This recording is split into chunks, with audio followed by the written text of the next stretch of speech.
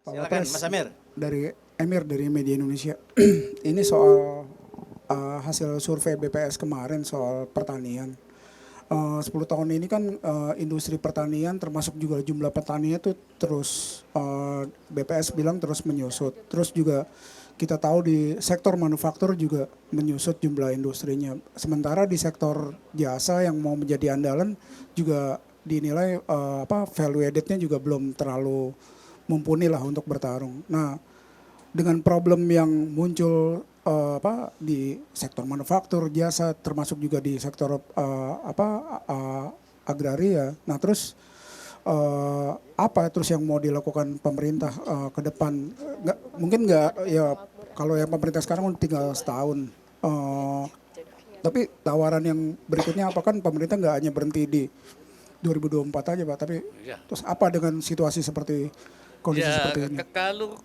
kalau kami dulu itu ya mengatasinya karena makin menjusut, maka pertama tentu intensifikasi.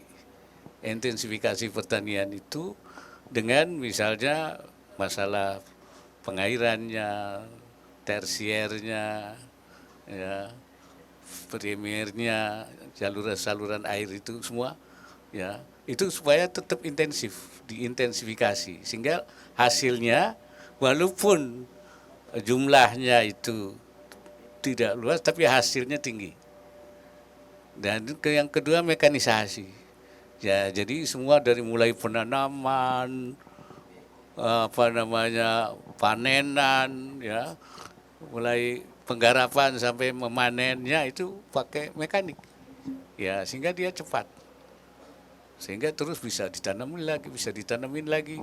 Bisa 1 tahun 3 kali misalnya. Kemudian yang ketiga itu kan diversifikasi. Diversifikasi tanam jangan semua beras semua gitu. Jadi di daerah-daerah jagung, di daerah-daerah sagu, ya mereka makanannya makanan yang pokoknya.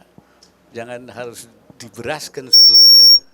Sehingga banyak yang kemarin diberi beras di daerah Maluku, gubernur bilang mereka nggak mau, so mereka makanya jagung.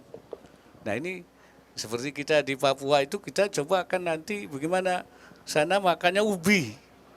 Nah jangan sampai misalnya karena ada situasi kemudian mereka tidak bisa nanam, kemudian mereka kelaparan. Ini menjadi masalah yang harus kita antisipasi sekarang ini.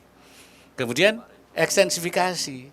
Nah ekstensifikasi itu pengembangan luas tanah di daerah yang memang sudah settle.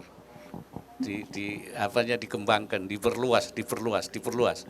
Dan menghindari adanya ya penggunaan lahan pertanian untuk yang lain.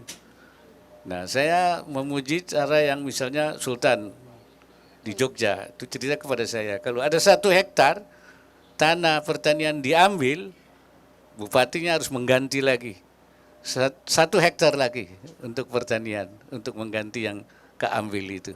Jadi ada sehingga utuh. Jadi sekian itu tetap jumlahnya dari pertanian itu tidak berubah. Ini harus dipertahankan. Jadi kalau dia yang keambil harus diganti. Ya, sehingga tidak menjadi berkurang. Saya kira kalau ini semua diperbaiki, ya dilakukan, saya kira kita tidak akan mengalami masalah. Saya kira itu.